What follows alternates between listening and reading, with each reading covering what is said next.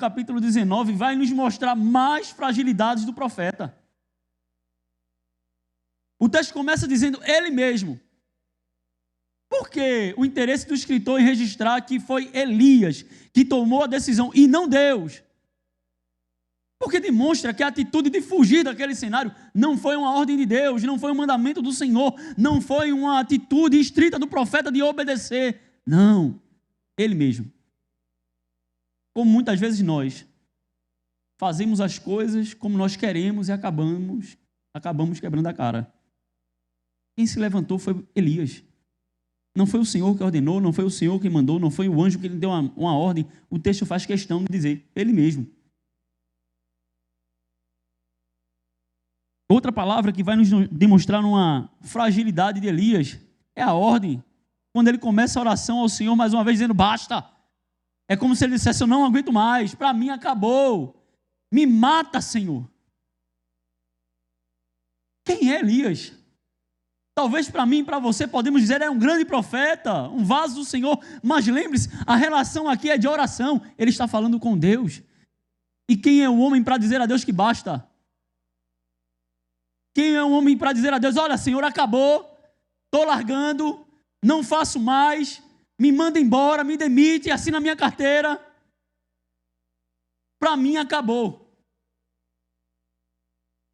Quantas vezes nós já oramos assim, né? Senhor, eu não aguento mais. Mas o que esses versos nos demonstram, irmão? É a fragilidade do profeta. Porque a gente tem o vício de ir para o texto como se esses homens fossem super-homens, fossem super-heróis cheios de poderes miraculosos. E não são. O poder do ministério, da vida desses homens, se deu por eles se entregarem e reconhecerem que não são. E todas as vezes que o seu eu apareceu, isso foi feito de maneira negativa. Você já viu que o novo Elias é cheio de vigor no seu testemunho? Falo de João Batista. Porque Jesus testifica, o Elias já veio. Testificou sobre o Cristo. Ele traz um testemunho firme sobre Jesus. Eis o Cordeiro de Deus que tira o pecado do mundo. Esse é aquele que eu não sou digno de desatar as sandálias. Esse é aquele que importa que ele cresça e que eu diminua. Mas quando João Batista vai preso, ele toma 2 dos seus discípulos, olha, pergunta se ele é mesmo o Messias, ou se vamos aguardar por outro. O que é isso, irmãos? Fragilidade. É dúvida no coração de um grande homem de Deus, o maior dentre nós, dentre os nascidos de mulheres. Porque a força de um cristão, a força de um crente, de alguém que serve a Deus, não está em si mesmo, mas está no Deus que ele resolveu servir. Esses textos nos mostram uma fragilidade do profeta Elias. Fragilidade que poderiam perfeitamente surgirem nos nossos corações. Elias foi usado para operar diversos milagres. O livro dos reis, ou o livro dos reis, já visto que os judeus o consideram como um livro só, e a tradução temos ela divide em primeiro o livro de reis e segundo o livro de reis. Mas do capítulo 19 ao 17 e o segundo livro, do capítulo 1 e 2, demonstram grandes sinais de Elias. Ele foi usado para multiplicar azeite da viúva de Serepta, bem como de orar pela ressurreição do seu filho. Lembre-se, olha, não faltou óleo para a viúva. E quando seu filho morreu, eis ali o profeta trazendo vida ao seu filho.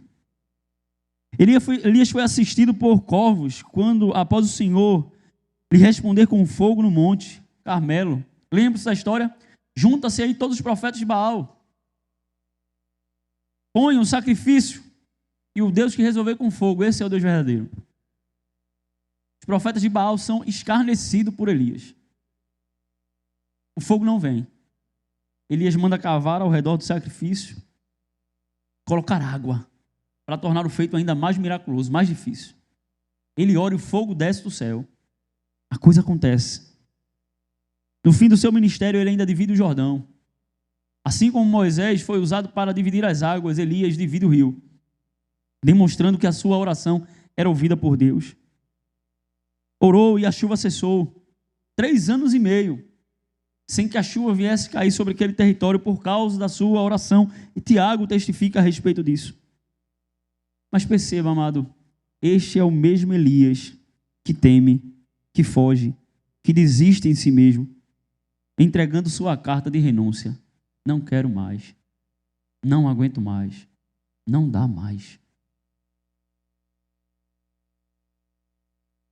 E a colocação de um coração temeroso, um coração cansado, de uma alma cansada, é útil para que possa nos fazer sair da inércia, de um estado de estagnação, de deixarmos de estar parados. Porque as fragilidades de Elias não foram suficientes para que as suas orações não fossem ouvidas. Elias se enquadra quando Paulo vai dizer: todos pecaram e destituídos estão da glória de Deus. Elias, quando colocado no meio dos homens, é mais um pecador, carente da intervenção divina para a sua salvação. Mas orou e foi ouvido. Isso também deve encher o nosso coração de esperança, que a nossa oração também será. É por ele que Tiago nos encoraja o coração. No versículo 17, ele vai registrar dizendo que Elias era homem semelhante a nós, sujeito aos mesmos sentimentos, às mesmas paixões. Você já temeu? Você já teve vontade de retroceder? Você já teve vontade de parar? É claro que sim. Também para isso eu não preciso ser profeta. Mas veja, querido, Elias também, e pasmem com a graça misericordiosa de Deus, ele foi ouvido, ele foi atendido. Isso é um indício formidável que pecadores miseráveis como nós também podemos ser. E isso deve nos encorajar à oração. Isso deve nos encorajar a irmos a Deus. A intenção do escritor Tiago é mostrar que a oração traz resultados. Há poder na oração. Há poder na oração. Ainda que proferida por homens frágeis como eu e você. Poder não está em nós. Isso é claro, assim como o poder não estava em Elias. O poder está naquele que a oração chama a agir. Vamos à palavra de Deus, meu amado. E a partir do irmão do Senhor, a partir do irmão Tiago, aprendemos mais sobre a oração e sobre o Deus que escuta e responde. Sobre a oração e sobre um Deus que escuta e responde. Versículo de número 13. Está alguém entre vós sofrendo? Faça oração. Está alguém alegre? Cante louvores. O cabeçalho desse texto, meu amado, vai nos ensinar que a oração deve constar na vida cristã, ainda que em meio aos sofrimentos. Alguém que ora não é alguém que não pode sofrer. Alguém que ora não é alguém isolado, apartado do sofrimento desse mundo. Não. Entendemos com o versículo de número 13 que a oração ela vai alcançar a nossa vida. Isso tem sido alvo da nossa reflexão. É um banho de água fria no chamado do Evangelho da Prosperidade, que Evangelho da Prosperidade de fato e de direito nos leva à cruz. Se seu Evangelho é da prosperidade, seu Evangelho é um Evangelho de cruz, e não há como dissociar a cruz do sofrimento. Mas você não precisa sofrer só, e esse é o segredo e o ganho do sofrimento do cristão. Está alguém sofrendo? Ore. Está alguém entre vós sofrendo? Ore. Isso não é uma palavra de adivinhação desse grande homem de Deus. Mas é a certeza que os crentes vão sofrer nessa vida, como Jesus sofreu. E que quando essa experiência alcançar o nosso coração e a nossa vida, você não precisa batalhar sozinho. Você não precisa sofrer a ponto de sua alma ser deprimida e abandonar tudo aquilo que tem para ser feito. E o recurso que nós temos em meio ao sofrimento é o Senhor. É orar. Sofrimento não é um indicativo da reprovação de Deus. Porque nós temos essa tendência, né, de quando estamos sofrendo, começarmos a questionar no que foi que eu errei, no que foi que eu pequei. Isso não é uma necessidade. Em Isaías, capítulo de número 53, versículo 3, o profeta vai escrever sobre Jesus, nesse texto formidável que antecede o ministério de Cristo. E uma das características que o verso 3 vai nos trazer sobre Cristo é que ele é homem de dores e que sabe o que é padecer. Ou seja, Isaías tem uma antevisão de Cristo, que esse homem seria um homem de sofrimento.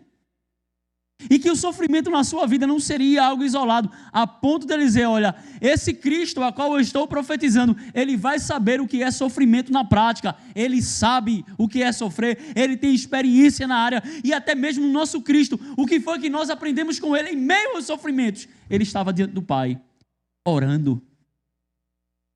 Jesus não tinha necessidade pessoal da oração. Ele é e foi Deus. Ele é autossuficiente. Mas o seu ministério ele foi demonstrado, carregado de exemplos de oração.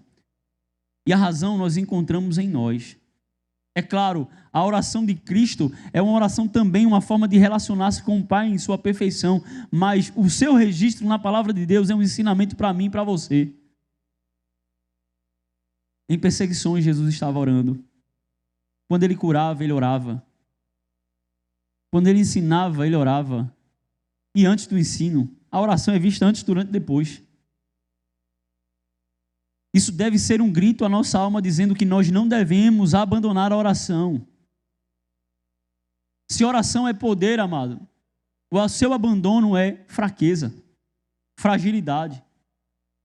O texto que nós refletimos no último domingo, Paulo vai dizer no versículo 26 do capítulo 8 de Romanos, dizendo que a nossa fragilidade está porque não sabemos orar como convém. Perceba que a diferença de um cristão sólido, firme, enraizado na rocha, e um cristão fraco, um cristão que pensa em abandonar, um cristão que anda de mão dada com a morte, é um crente que abandonou a oração. E aí a gente pode questionar, se, inclusive, se ele é um verdadeiro cristão ou não. Porque a palavra cristão significa alguém que imita Jesus, alguém que imita Cristo, e a gente olha para a palavra de Deus, olha para as Escrituras e vê o ministério de Cristo encharcado de oração. Como nós podemos nos intitular cristão sem orarmos? Não, meu amado. Sofrimento, claro, ele começa no pecado de Adão, mas não significa dizer que todo sofrimento é em decorrência do pecado. Talvez Deus te leve a sofrer, inclusive, para que você não se aparte dele. Esse texto é extremamente rico, eu vou voltar a ele. Quando Paulo diz para que eu não me ensoberbecesse, foi-me enviado um espinho na carne, um mensageiro de Satanás, e Paulo orou por 3 vezes. Paulo orou plenamente. A gente aprende que o sofrimento de Paulo, ele leva Paulo a orar, a se relacionar com o seu Deus. Querido, quando a gente entende isso, a gente vai também colher os frutos que a alma de Paulo colheu, pelo que me gloriarei ainda mais nas tribulações, nas fraquezas. Porque quando estive fraco é que estive forte. E a gente entende que a força do crente está em sua debilidade, em sua fraqueza, quando ele entende que as suas pernas não lhe suportam e ele corre para o seu Deus. E a oração é a porta que é aberta. Irmão, seu pedido não pode ser atendido. Mas uma coisa que nós podemos glorificar a Deus é que a porta não é fechada. Ela vai ser aberta, nem que seja para te dizer não. Ô glória! Isso é maravilhoso, querido, porque a gente pode receber um não da parte de Deus a respeito de bênçãos que chegamos a Ele para pedir, mas não receberemos nunca um não de sua presença. E eu tenho convicção que estar com Ele é muito melhor. É muito melhor do que aquilo que Ele pode me dar. Sua presença é incomparável. E como nós vamos usar ela de maneira solene, especial, irmão, através da oração. A oração deve ser constante na vida cristã. Nem o sofrimento deve parar a nossa oração. Irmãos, somos homens. Somos seres humanos, somos fracos, frágeis. A gente sabe que o que a gente quer quando está sofrendo, das duas, ou uma solução, ou uma cama quente para chorar. Não é assim que a gente é? Só que Tiago está nos instigando. Você está sofrendo, meu amado? Não é o travesseiro que você vai encontrar descanso, viu? A solução vem do alto, do Pai das luzes, no qual não há sombra de variação. Inclusive, o próprio Tiago vai dizer que toda boa dádiva vem de lá. E consciente desse corredor de bênção, é a Ele que devemos nos achegar para clamar solução para as nossas fraquezas, os nossos fracassos, as nossas dores, as nossas angústias, as nossas lágrimas, as nossas debilidades. Está sofrendo? Ore. Sofrimento não deve ser agente de fazer o crente retroceder, retroagir, mas pelo contrário, é para colocar o crente de joelho, não diante das circunstâncias, mas diante do seu Deus. Jesus sofreu, mas Ele orou em meio aos seus sofrimentos. E assim também devemos proceder. O apóstolo Paulo ensina também que devemos orar sem cessar. A primeira epístola aos Tessalonicenses, capítulo de número 5, verso de número 17. Orai sem cessar. É uma ordem direta, objetiva. O contexto aqui é plural. São vários conselhos que Paulo está dando aos crentes, finalizando a sua escrita aos Tessalonicenses na sua primeira carta. Orai sem cessar. Não há contexto posterior, não há contexto anterior. A ordem é direta, sincera, objetiva. Ore. Quanto tempo? Sem parar. A todo instante, a cada momento, indo para o trabalho, voltando dele, ou até mesmo sem ter trabalho, indo para a igreja, voltando da igreja durante o culto, ore. Há um Deus que lhe escuta. Nós temos aquelas pessoas que falam sem parar, né? E às vezes, meu irmão, a gente pede, para um pouquinho, porque está queimando aqui o HD. Mas Deus não. O que Ele está dizendo para mim e para você é ore. Quanto tempo? Sem cessar. Deus não perde a paciência conosco. Deus não queima o HD. Deus não está, irmãos, impaciente com a sua igreja. Pelo contrário, a oração constante é uma ordem direta. E vamos chegar lá mais adiante. Mas é uma ordem objetiva da igreja. Para quê? Para que nós estejamos diante da sua presença. Deus precisa da sua oração? Quem tem esse conceito é o panteão grego, né? São os deuses gregos. Que quanto mais os homens oram, mais eles são fortalecidos. Deus não é assim. Deus não precisa do teu louvor. Deus não precisa da tua adoração. Querido, antes que existisse dia, Ele já o era. Antes que existisse homem, Ele cria tudo do nada. Você acha que Ele precisa das nossas orações? Sua ordem de orarmos sem cessar é como um pai que se coloca à disposição do filho porque o ama. Porque o quer bem. É por isso que Deus nos ordena estarmos constantemente diante da sua presença. Oração não se trata de uma prática enfadonha, mas de um remédio eficaz contra a tristeza, tanto quanto os outros mares. Oração pode ser trabalhosa, mas ela não deve ser enfadonha. Orar dá trabalho, irmão. Isso é uma expressão de amor. E eu acredito que ainda grandes homens de Deus que tiveram uma vida profunda de oração, a ponto de ser como Tiago, esse tal homem que escreve essa carta, como nosso presbítero bem falou em sua ministração, ele era conhecido como joelhos de camelo, por ter joelhos encaliçados de uma vida constante de oração. John Wesley, ele tinha na sua cabeceira lá um móvel de madeira, a qual ele utilizava para orar, e os seus joelhos eram postos sobre uma madeira, para que ele pudesse estar naquela posição de respeito ao Senhor. E as marcas do seu joelho marcaram, irmãos, o seu quarto. O quarto de Wesley hoje é local de visitação, se não salvo engano, na Inglaterra. E até hoje lá estão as marcas dos joelhos desse homem. E por que ele marcou a sua época, irmão? Porque o testemunho de Wesley chega a nós, assim como chega o testemunho de Tiago, que no meio da igreja primitiva era tão diferente a sua vida que os homens o titulavam como Tiago o justo.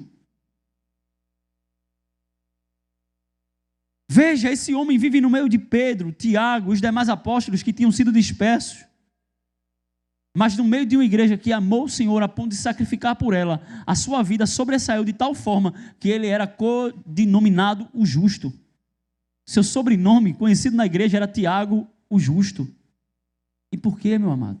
É claro, existe a questão da não identificação com Tiago menor e Tiago maior. Mas também porque a sua vida era um símbolo de justiça. E é indiscutível que a oração foi um elemento que fez Tiago sobressair sobre os demais. Está alguém triste? Ore. Está alguém entre vós sofrendo? Faça oração. A tristeza não deve levar os santos a se isolarem, mas a se comunicar com Deus. A oração medica a alma e cura. Não tenho dúvidas que o médico por excelência não receitaria um remédio ineficaz. Entender isso, meu amado, é compreender que os médicos da terra eles podem errar. Eles podem trazer experimentos de medicações que podem ou não dar certo. Vamos tentar esse aqui? Vamos tentar aquela outra? Vamos tentar esse acolá? Mas podem não funcionar. Mas ei, nosso médico dos médicos, ele não é orientado pelo Google. Ele não é orientado por livros e teorias de farmacologia. Ele é o criador da alma. Ele é aquele que te criou e sabe aonde consertar os defeitos. E a tristeza que leva à depressão é uma tristeza que esquece do seu Deus. Porque o nosso Senhor não é uma mera autorizada que sabe os caminhos. Foi Ele quem estabeleceu os caminhos. E se Ele ordena a oração, aqueles que sofrem, tenham a convicção que é de joelhos no chão que nós vamos encontrar a nossa alegria. Contentamento em meio à tristeza. Será que isso é possível? Irmãos, a riqueza de Deus é tão profunda que em meio à perca, doença, choro, dor, agonia, a gente ainda pode sorrir. E se alegrar com a convicção que ainda que o fim não chegou para a nossa alegria definitiva, Deus está aqui. E a gente pode experimentar isso através do poder da oração. A dor pode deixar o homem desorientado, mas a presença de Deus através da oração recoloca os crentes nos trilhos.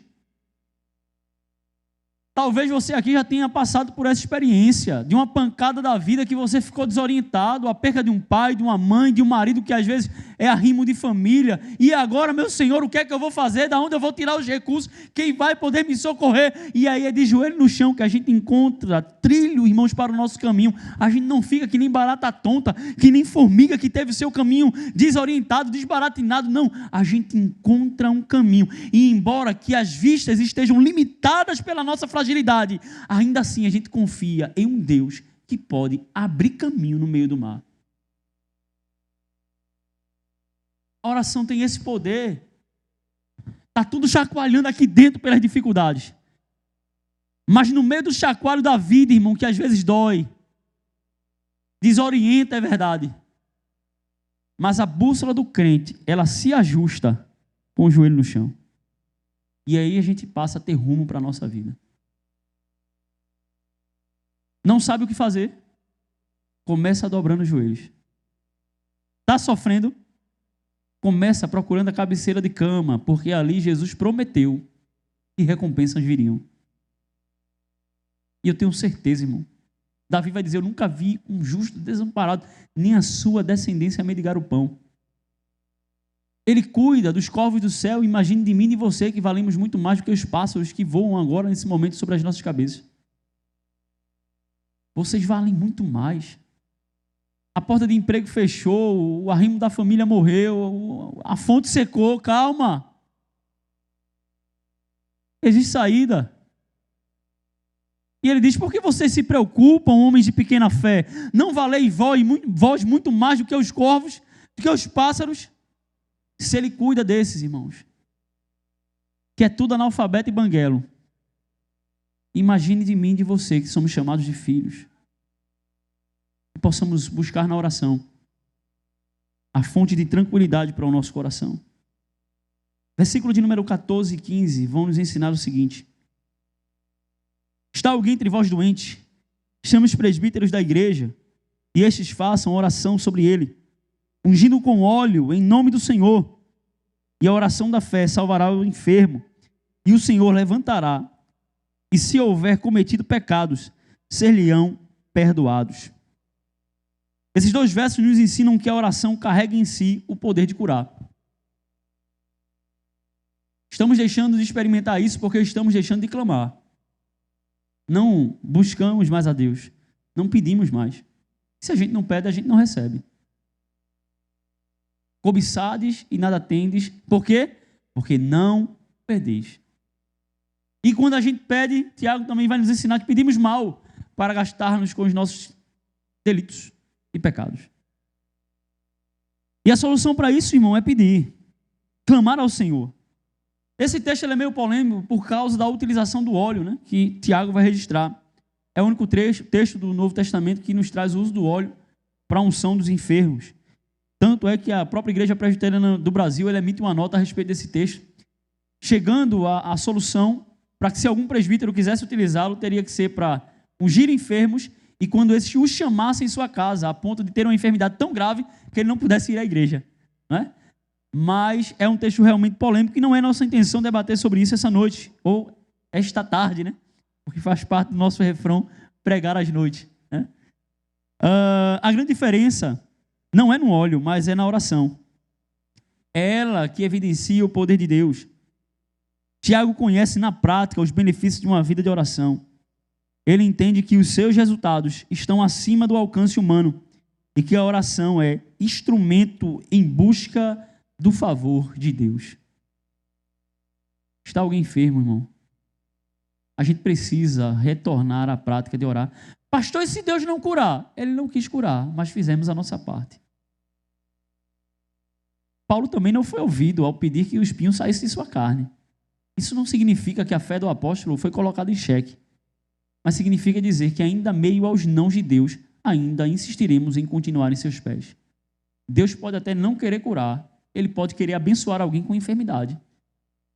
Irmão, Deus pode abençoar pessoas com dificuldades. E mesmo assim, Ele continua sendo Deus. E nós vamos continuar sendo seus filhos. Mas algumas coisas nós não experimentamos porque não pedimos. Isso deve mudar o nosso comportamento. Em Mateus, capítulo de número 16, versículo 18, Jesus vai dizer a respeito sobre sinais daqueles que creriam nele. E dentre os sinais ele vai dizer, e porão a mão sobre os enfermos e ficarão curados. Você crê?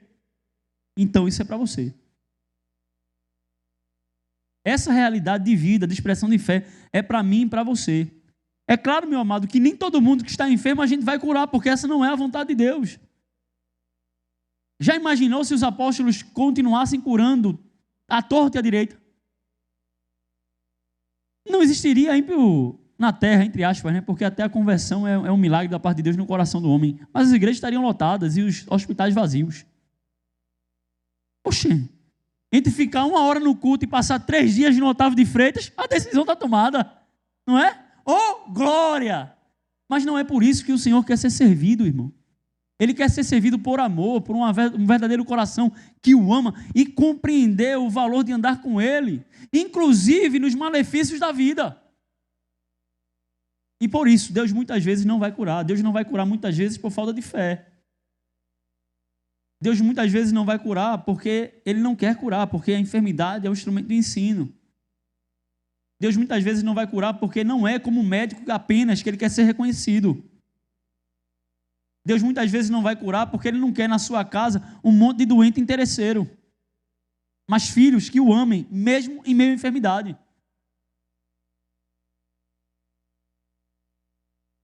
Deus muitas vezes não vai curar porque Ele quer disciplinar o homem, na consciência que algumas coisas na sua vida têm que mudar para ele se consertar. O próprio John Wesley, que já citamos, foi alguém que foi falho no cuidado com relação ao seu corpo. Ele vai declarar dizendo, Deus me deu uma mensagem e o cavalo. Eu não cuidei do cavalo e a mensagem ficou prejudicada. Que cavalo era esse? Era o seu corpo. Mas isso não deve apagar a nossa fé e a convicção que o nosso Deus cura. E podemos continuar cantando os louvores da harpa dizendo que Cristo cura sim. Curar o físico e o espiritual. Não apenas a doença some, como também os pecados são perdoados. A oração tem resultados formidáveis por buscar o agir de Deus. Veja que Tiago vai dizer que o doente será curado, e não apenas isso, mas o quê? Seus pecados serão perdoados. Isso traz um indício que tal enfermidade pode ser originada de pecado. Porque, claro, toda enfermidade vai ser originada no pecado de Adão. Mas nem toda enfermidade que experimentamos são enfermidades ocasionadas pelo nosso pecado. A prova disso é o cego, que os discípulos de Jesus questionam o mestre dizendo, ou perguntando, quem pecou, eles ou seus pais, para que nascesse cego? Jesus vai responder, nem ele, nem seus pais, mas há enfermidades que são para a glória de Deus. Mas entendemos com o relato de Tiago que alguns pecados somos nós que procuramos com a nossa vida. E que mediante o arrependimento eles serão curados. Isso pode ser originado também numa disciplina da parte de Deus. Alguns acreditam que temos um Deus esquizofrênico, que o Deus do Antigo Testamento não é o mesmo do Novo. Pelo contrário, meu querido, ele é o mesmo ontem, hoje, será eternamente. E eu creio no Deus que enfermou no Antigo Testamento, é o mesmo Deus que enferma no Novo. Porque lá no livro de Coríntios, ao participar da ceia de maneira indevida, os coríntios estão sendo exortados por Paulo, dizendo, é por causa disso, que há muito entre vós, fracos e doentes, e não poucos os que dormem. Então, Deus ainda enfraquece homem, Deus adoece homem, e Deus mata homem por causa de pecado. Não se engane. Mas ele também aqui coloca a cura. Arrependimento e oração. E talvez muitas enfermidades aqui não precisem sequer de um registro na policlínica, mas precisem de um coração quebrantado, batendo no peito e dizendo, eu pequei. Talvez esse arrependimento comece de joelho no chão, com oração. Porque a oração também curva corações de pedra. Em momentos de oração que Deus aponta, onde nós falhamos também, porque a oração não é um monólogo, ela é um diálogo. E eu tenho certeza que você já experimentou de declarações de Deus, chamando você ao arrependimento. Olha, onde você errou. Senhor, eu pequei. Porque Deus fala, meu amado. Deus fala aos nossos corações. A oração, ela é uma desistência do homem. É seu ato de humilhação, dizendo aos céus, eu não consigo, mas eu sei que o Senhor pode. Senhor, eu não tenho força no meu braço. Eu não tenho recurso nas minhas mãos. Mas eu sei de uma coisa. O Senhor tem poder para isso. Orar é se humilhar. É reconhecer que eu e você não conseguimos. Não podemos. Não temos recursos. Mas que Deus pode. A igreja pode experimentar e reafirmar o poder do Evangelho da Graça se voltar a anunciar de joelhos no chão. Eu creio que mais uma vez a gente pode experimentar, irmãos, de ver curas. Eu sou testemunha disso. E eu sei que muitos aqui são. Eu já impus as mãos e pude ver Deus curar. E já recebi mãos de santos em mim que tirou pedra no rim, na hora, que nem caldo de cana, não é para depois não, é na hora, Deus fazendo. Como testifiquei aqui no domingo, na nossa pregação, já vi gente manco voltar a andar, já vi gente ser carregado voltar a andar, eu já vi curas, irmão. E eu sei que é possível. E por que não se vê mais hoje? Falta dos joelhos no chão. Falta nos reconhecer humildemente o poder de Deus. Ah, pastor, eu reconheço que Deus é poderoso, que a oração do justo pode muitos seus efeitos. Não reconhecemos, irmão. Porque a nossa boca fala aquilo que as nossas atitudes contraditam.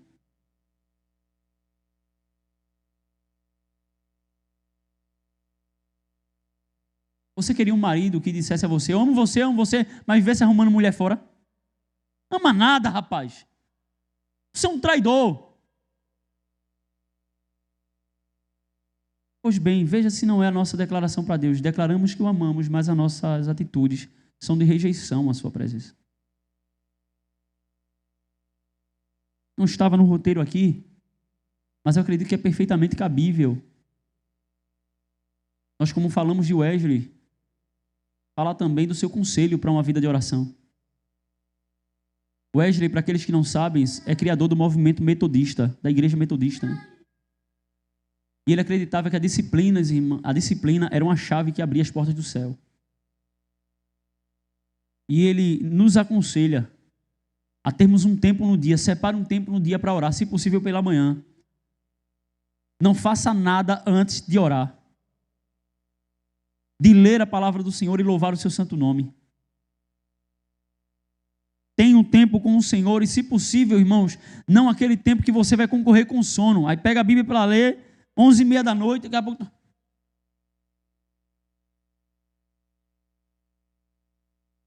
Se o marido ou a esposa olhar o crente lendo a Bíblia, vai achar que está recebendo uma revelação. Transcendeu. Ele agora foi no 7º céu para cima aí.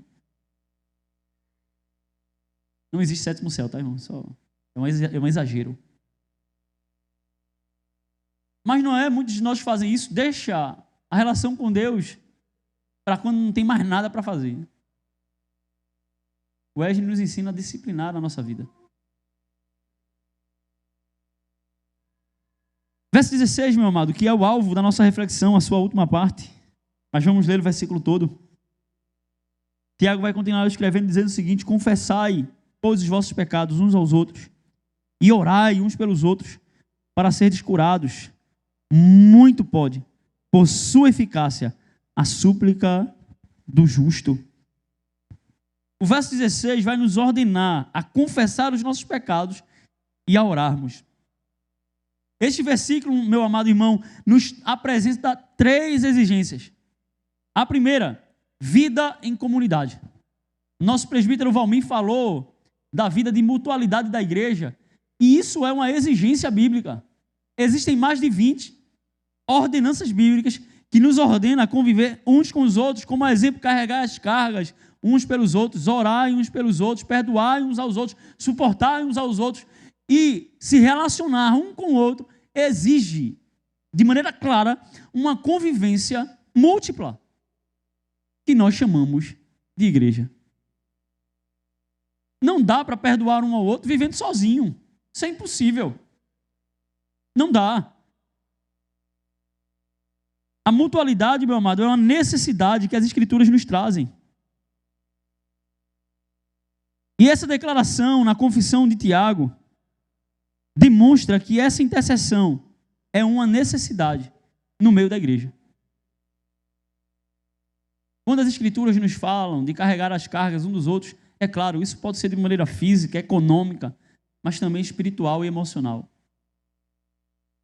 Você pode não ver de maneira física os efeitos, mas se você crer na palavra de Deus, você vai orar uns pelos outros.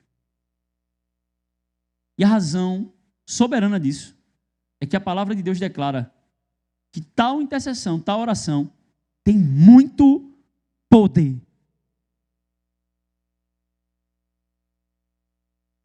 Aqui era para a gente vibrar mais. Eu não estou querendo produzir nada artificial em você, mas parece que a gente não compreende. Irmão, se eu chego em algumas igrejas por aí falando de poder, hoje o poder vai descer, a igreja tá, glória. As cadeiras se quebrando pelo meio do tempo da igreja. Mas poder falso. Poder barato que não é poder de Deus. E fugimos quando temos a receita de Deus. Porque apesar de Lutero lá na Reforma querer se livrar da carta de Tiago, isso não foi bem sucedido. Glória a Deus. A igreja reconheceu o valor dessa carta ao passar do tempo. Mas o Senhor está falando através da pena da escrita de Tiago, olha, tem muito poder. O quê? A intercessão, a oração, a insistência, a súplica dos justos. Você quer experimentar muito poder, irmão? Obedeça à verdade de Deus, vivendo uma vida de oração e intercessão pelo próximo. Quero falar para você que ora 5 minutos, não precisa levantar a mão não. Aí você dá aquele baixadinho na cabeça e agora ele vai falar para mim. Porque tem crente que ora 5 minutos. Não tenho o que dizer, pastor. Vou lhe dar um conselho. Final do culto você vai lá para trás, para ficar lá no parapeito da igreja lá. Você vai anotando o nome dos irmãos que você conhece. Irmão, duvido que você não passe uma vigília com mais de 100 membros aqui nessa igreja. Eu duvido que você vai orar 5 minutos. Você não precisa ser tão radical assim. Mas ore pelo menos aquele que está sobre a tua convivência. Ore por seu pai, filho, esposa, mãe, marido. Ore pelos seus vizinhos, ore pelos seus pastores. Ore pelo seu grupo menor. Ei, você participa de um grupo menor?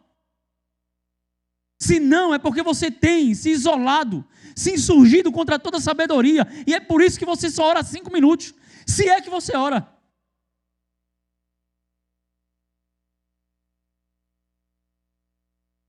Porque muitas vezes, sem ser visto, não podemos sequer compartilhar com ninguém as nossas dores. E não podemos experimentar o poder da intercessão. Pois bem, que o Senhor te leve ao arrependimento. Eis a minha oração por você. Que você esteja infiltrado no meio da igreja, sendo igreja e orando por ela. E se você fizer isso, saiba que você estará exercendo uma prática segundo a palavra de Deus, que possui muito poder. Pastor, não vejo nada.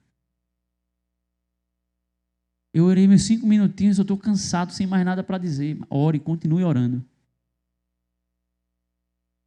Nem que seja para dizer, Senhor, não tenho mais nada para dizer, a mente está infrutífera, não sai mais nada, mas eu vou ficar aqui. Senhor, eu não consigo dizer mais nada, nem tenho mais o que orar, mas me ensina a orar. E eu tenho convicção, meu irmão, que a sua vida vai ser desenvolvida. Tente fazer da sua vida de oração uma vida semelhante à vida física, onde ela cresce. Normalmente a gente tem feito o contrário, né? E por isso experimentamos cada vez menos de poder. Porque não oramos. E aí a razão. Você não deve reclamar de Deus. Porque na verdade o poder está lá para ser tomado e usado. O problema é que são poucos, quase ninguém, que estão tomando de posse.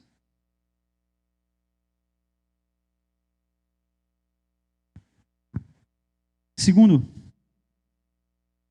esse verso nos mostra que a confissão ela é fundamental. Aqui não é um sacramento onde o sacerdote tem que tomar nota dos teus pecados, mas é um meio de graça, onde a confissão gera alívio e demonstra humildade. E mais do que isso, desejo de mudar. Eu já fui católico, já fiz algumas confissões. Eu gostava quando era confissão coletiva, né? Que aí não precisava ficar falando para o padre. Mas é extremamente constrangedor você chegar para um homem e fazer tais declarações de pecado. Mas pastor, a Bíblia não está mandando confessar? Sim. Mas essa confissão não necessariamente precisa ser o pastor. É claro, algumas coisas, como líder, precisam chegar para ele. Vamos supor, vocês sabem que juntamente com o pastor Marcos, ele tem declarado isso nos últimos cultos, eu estou gerindo as finanças da igreja juntamente com ele, né? E também sendo acompanhado pelo presbitério e alguns irmãos que exercem a atividade econômica junto com a igreja. Mas vamos supor que eu surrupi os valores da igreja, roubei a igreja. Não, eu vou confessar meu pecado para Deus e Ele vai me perdoar. Aleluia. E é? Não, filho. Você precisa dar satisfações, confessar o seu pecado. Não é? E também a igreja, porque se a igreja foi lesada, a igreja precisa saber. Porque vamos supor um nível de pecado desse. O dinheiro some. Aí a igreja precisa de uma coisa, o pastor chega, não tem dinheiro não. Por que não tem dinheiro? Vai desconfiar dele de todo o presbitério. Não é verdade? Não, filho, você nos lesou a igreja toda, agora você vai confessar o seu pecado para a igreja toda. O pecado e sua confissão, ele deve ter proporções de afeto. Ou seja, de quem eu afetei com o meu pecado, eu devo confessar. Traí minha esposa, eu devo confessar a minha esposa. Não vou dizer nada para bichano, Deus me perdoe, você vai viver para o resto da vida com essa culpa. Com medo. Isso vai frear o teu desenvolvimento, a tua fé. É por isso que pecados que ficam no oculto, a gente trata com o oculto na ovelha. E principalmente aqueles que vêm e confessam a gente. Ele já demonstrou humildade e confessou o seu pecado. Se ninguém ficou sabendo e não afetou mais ninguém, a gente trata de maneira interna. Se o público tomou conhecimento, o público vai ter que receber também a confissão do bichinho, né? Porque é um remédio, irmão. O cara pecou na frente de todo mundo. Quando você bata loucura num diácono desse aí, ele vai tomar uma na porta de casa. Aí, pastor, o diácono está tomando uma. Rapaz, pastor, eu tive uma raiva com a mulher, e aí eu perdi as estribeiras, pequei. O bichinho vai vir aqui confessar o pecado. Porque todo mundo tomou conhecimento do pecado dele. A confissão, ela é uma bênção da parte de Deus. Ela demonstra humildade e é fonte de cura, para que a gente experimente, irmão, um verdadeiro arrependimento. O termos uns aos outros aponta para o sacerdote universal de Jesus, que os crentes herdam, e não sobre um homem específico. Entenda que eu e você somos sacerdotes.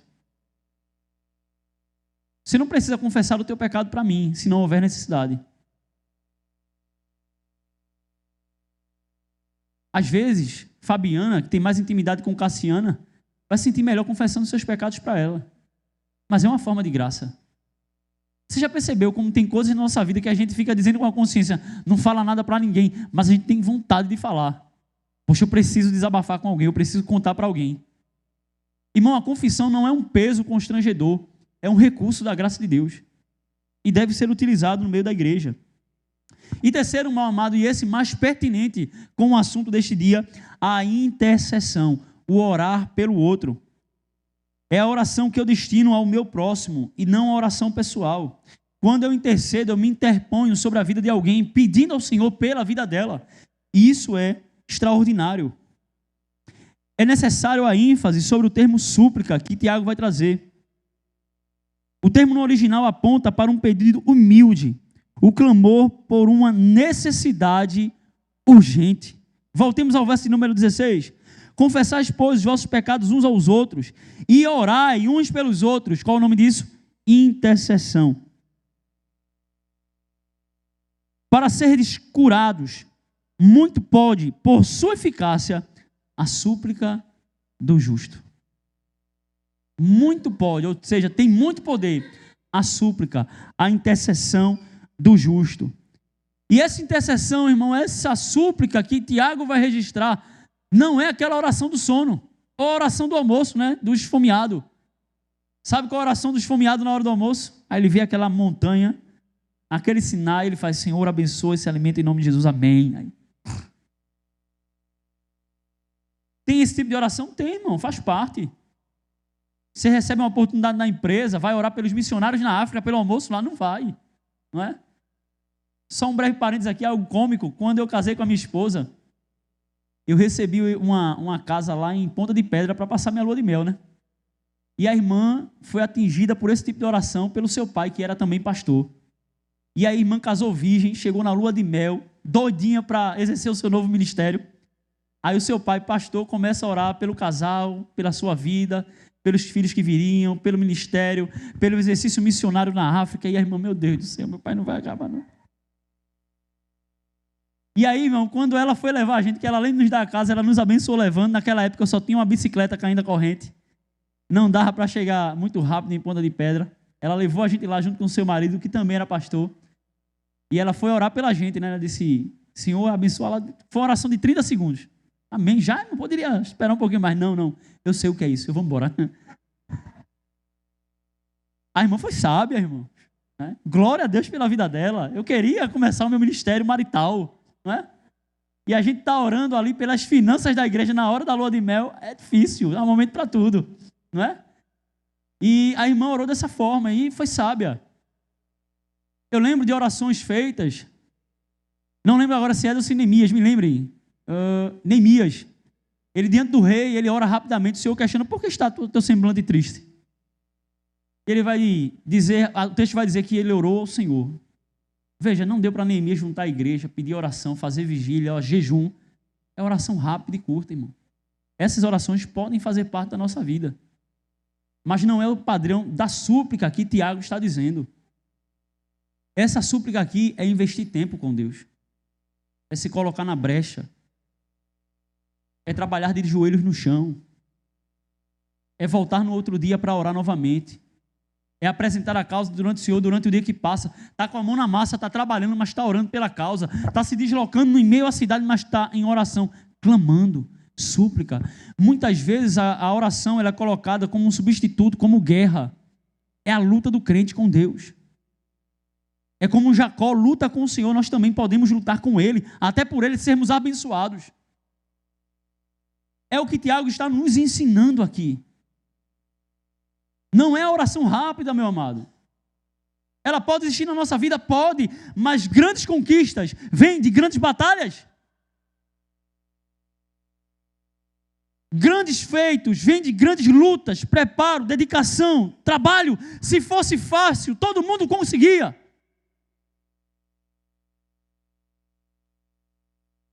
E aí, para chegar em grandes feitos, que exige grande intervenção da parte de Deus, que exige poder da parte de Deus, Tiago está dizendo que devemos suplicar. Não são orações rápidas e corriqueiras.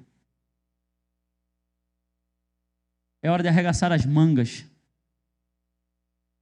É hora que, em vez de botar os braços para trabalhar, botar o joelho para serem dobrados.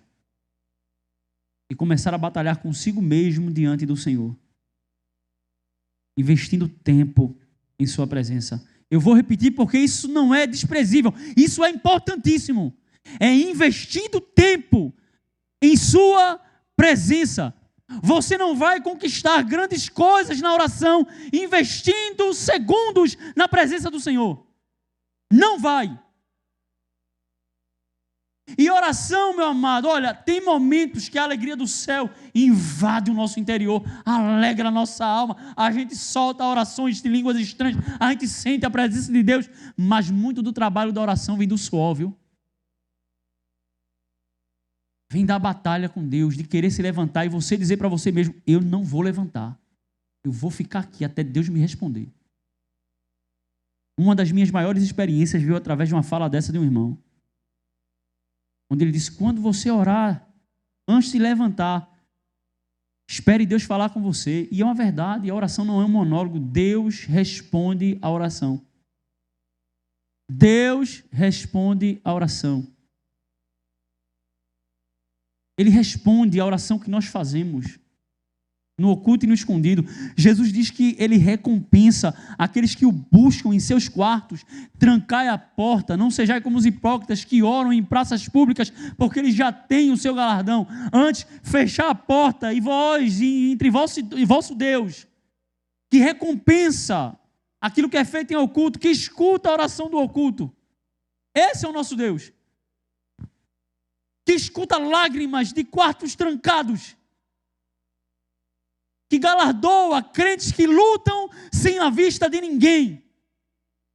E diga-se passagem, irmãos, eis aqui duas expressões de amor verdadeiro, uma para com o meu irmão e a outra para com o meu Senhor. A primeira, a intercessão. Se há uma dificuldade enorme de orar por mim mesmo, irmão, orar pelo próximo exige amor. Segundo, uma demonstração de amor para com Deus, onde ao trancar a porta do meu quarto, ninguém vai ficar sabendo de nada.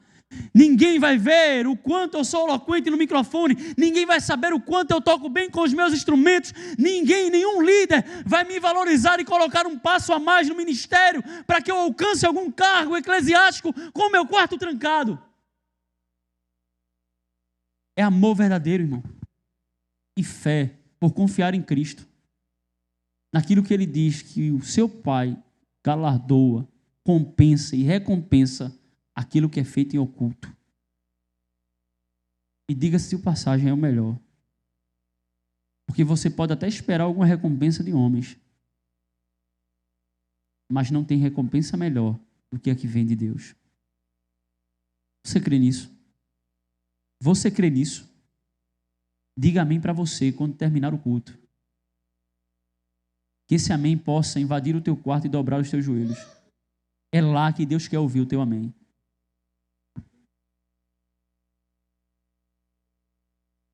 Alguns vão optar, irmãos, por esse termo súplica que Tiago está usando na revista atualizada, que é normalmente a tradução que nós usamos, pelo termo fervor. Mas a palavra aponta para uma condição de um coração carente, de alguém que necessita de ajuda divina. Alguém aqui já teve a experiência de ir na farmácia do estado? Alguém já? Eu já tive. E os irmãos vão assinar embaixo aí comigo. Você pode chegar um dia lá e está tudo tranquilo, você faz tudo muito rápido, é possível. Mas, irmãos, tem dia e normalmente é a regra. Primeiro que você chega cheio de documento. Aí daqui a pouco você se apresenta e diz, está faltando tal documento, não pode. Aí você tem que voltar em casa. Às vezes se levantar cedo outro dia para voltar. Aí você pega toda a fila de novo. Aí para chegar, fazer o registro, para que receber o remédio, não, agora você vai para a fila para pegar o remédio, porque ali é para fazer o cadastro. Aí você vai para a fila de novo lá, espera chamar. Aí você pega uma senha e depois vai para a terceira fila, que é para de fato receber o remédio. É para serem curados? É para pegar remédio, viu?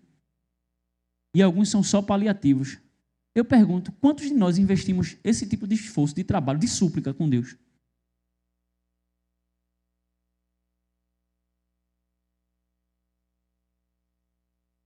Quanto que a gente investe em medicações, procedimentos e terapias?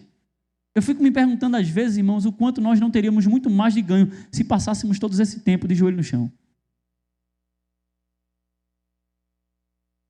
Com oração, com súplica, com lutas. Não estou falando, irmãos, de orações mecânicas. Senhor, abençoa a vida dos meus irmãos. Ah, Senhor, convence e converte meu marido àquela terra seca. Pai Santo, dai-nos um pão de... Estou falando de batalha com Deus. Homens que façam como Jacó, que agarrem ao Senhor e digam, eu só te deixo sair daqui quando o Senhor me abençoar. E eu sei que o Senhor está procurando crentes ousados assim. Rebeldes, entre aspas, né? Nesse sentido de rebeldia, irmão, claro, rebeldia é sempre um termo associado ao pecado, não é rebeldia propriamente dita que eu quero falar. Mas homens que agarram dizendo, o Senhor não vai. Eu já disse não, mas eu vou continuar batendo. Não é assim um amigo inoportuno? Recebi uns visitantes aí em casa, e estou sem pão, cara, me ajuda. Rapaz, eu estou deitado com minha mulher, as portas estão fechadas, eu não vou me levantar não, vai dormir, amanhã de manhã eu te dou. Rapaz, está todo mundo com fome, vai ficar nessa condição, me ajuda. Rapaz, não já disse que a porta está fechada, amanhã eu te dou. Vou dormir. Não, é melhor dar logo esse pão do que esse cara não vai sair da minha porta. É isso que Jesus está nos ensinando, meu amado. A sermos inoportunos. Sabe o que ele está dizendo? Quando o assunto for oração, seja inconveniente. É uma palavra meio beira a ser torpe, mas me perdoe aqueles que a ouvirem mal. Seja chato. Você já deu alguma coisa a alguém por ser chata? Rapaz, esse cara pede que só. Uma vez eu fui botar um colírio no olho, ele, me dá um pouquinho. Rapaz, colírio não é comida não. Ele, então pinga aqui. Já viu esse tipo de gente que pede tudo? Assim deveríamos ser nós diante de Deus. Deveríamos ser inconvenientes. Isso aqui é súplica. Buscando ao Senhor com profundidade. O príncipe dos pregadores, Spurgeon, vai apontar para a oração fervorosa como o tendão de ferro que move o braço de Deus. A oração é o tendão de ferro. O que é tendão? É o enxerto da musculatura no osso, onde move o osso. É o tendão que faz a coisa acontecer. Spurgeon está dizendo que a oração é o tendão de ferro, é o forte tendão que movimenta o braço de Deus, a mão de Deus em nosso favor. Portanto, ore, meu amado. A força e a eficácia não está no justo, mas nas mãos daquele cujo o justo deposita a sua confiança. E para finalizar, irmãos, apenas 3 lembretes que Jesus nos faz. Lembre-se da mulher cananeia, Mateus capítulo 15, de 21 ao 28, que recebeu uma negativa do próprio Jesus e por sua fé e súplica mudou o quadro. A gente não precisa ir para o texto, eu sei que eu já passei mais de 1 hora e o cronograma me ordena encerrar, mas tenha um pouquinho de paciência. Vai chegar aquela mulher que, por ser cananeia, ela não era judia. Existia entre o povo de Israel um costume de chamar essas pessoas de cachorrinhos.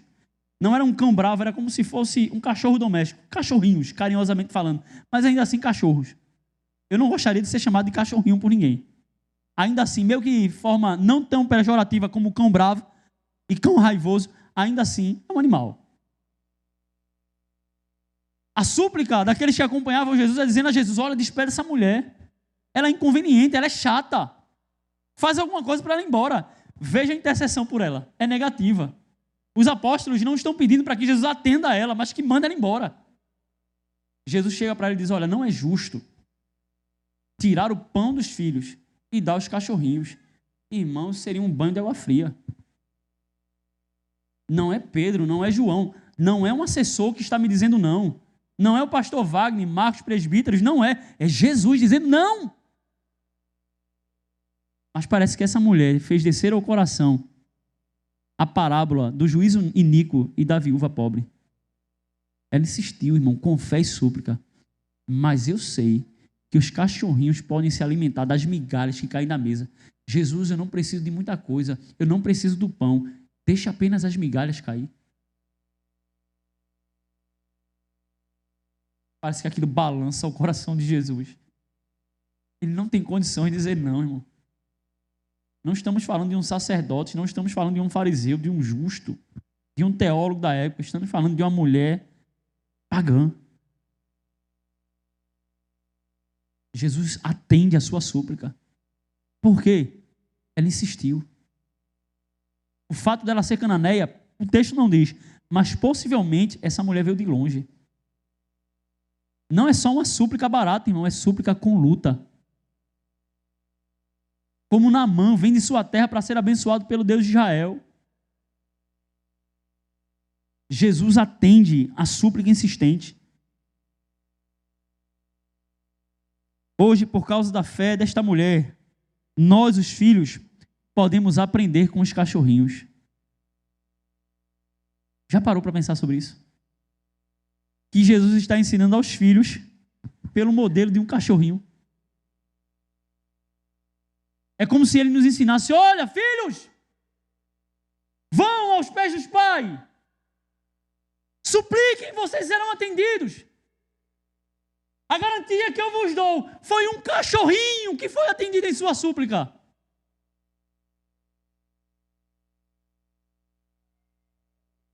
Então, se, com a licença da palavra, irmão, um vira-lata pode ser atendido em suas súplicas. E dirá: eu e você, se teremos as portas fechadas, se continuarmos a bater.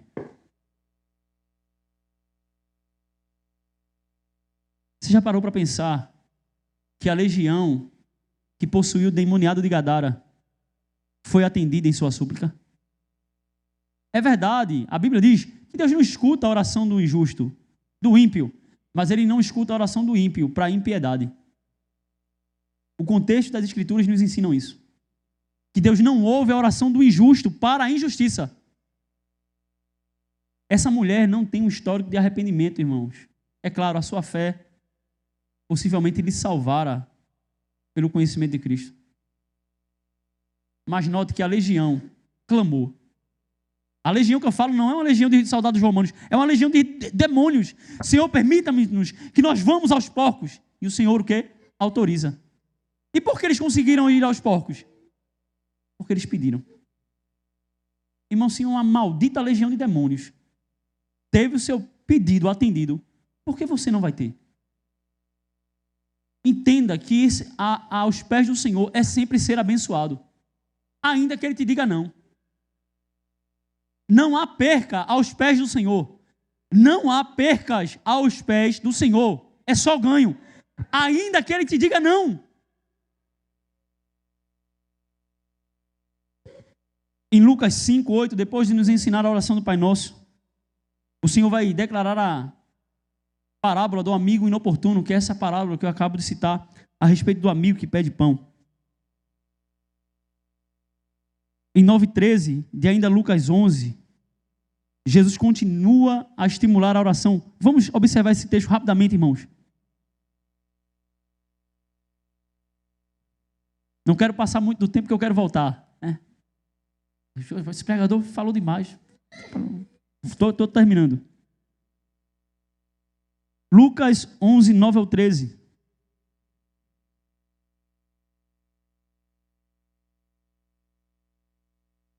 Por isso vos digo, pedi e dar-se-vos-á, buscais e acharei, batei e abre-se-vos-á, pois todo o que pede recebe, o que busca encontra, e a quem bate abre-se-lhe-á. Qual dentre vós é o pai que, se o filho lhe pedir um pão, lhe dará uma pedra? Ou se pedir um peixe, lhe dará no lugar de um peixe uma cobra? Ou se lhe pedir um ovo, lhe dará um escorpião? Ora, vós que sois maus, sabeis dar boas dádivas aos vossos filhos, quanto mais o Pai Celestial dará o Espírito Santo àqueles que lhe o pedirem. Peçam. Se ele lhe deu o filho, se ele lhe deu o Espírito, o que é que ele iria, o que é que o Pai iria nos negar? Qual bênção, irmãos, é maior de tudo aquilo que ele já comprovou ter nos dado? E nós chegamos à conclusão que aquilo que não recebemos porque não pedimos. Ou porque o Senhor queira ainda nos abençoar com os seus nãos. E devemos estar preparados para isso. Quando Ele nos diz não, ainda assim é para nos abençoar. Mas a oração, ela tem o poder de abençoar ao crente, ainda que seja com os nãos de Deus. Eu concluo essa mensagem, querido, dizendo que o favor de Deus, apesar de ser de graça, não é barato. O favor de Deus, apesar de ser pela graça, não é barato. A fé e oração que alcança os seus favores surge de um coração crente e persistente, que além de crer que Ele pode fazer, clama até que Ele faça. Vem de um coração de um crente, que além de crer que Ele pode fazer, ele vai clamar até que o Senhor faça. Eu não sei se você entendeu, mas é isso que Jesus está nos ensinando. Seja inoportuno. Bata na porta de Deus. E mesmo que Ele lhe diga ainda não, continue batendo. Eu não vou levantar. Bata. O juiz da viúva, não vou julgar a sua causa. Rapaz, chega uma hora que a paciência do juiz topa. Eu vou julgar a causa dessa mulher, que ela não vai me deixar em paz. O que é que Deus está nos ensinando com isso? Bata na sua porta, até que Ele julgue a sua causa. Que nós possamos ser o sim, a pergunta de Jesus, que ao ensinar sobre a persistência da viúva pobre, questionou sobre a fé. Jesus ensina sobre essa viúva, né, e o juiz acaba julgando a sua causa. E Jesus faz uma pergunta no final dessa parábola. Porventura, achará fé na terra quando voltar o Filho do Homem? Lucas 18, do 1 ao 8. Só o versículo 8. Digo-vos que depressa lhe fará justiça. Contudo, quando vier o Filho do Homem, achará porventura fé na terra? E com essa pergunta, Jesus está questionando a igreja. Se ele encontrará uma igreja que, assim como essa viúva, lute em oração. Lute em súplicas.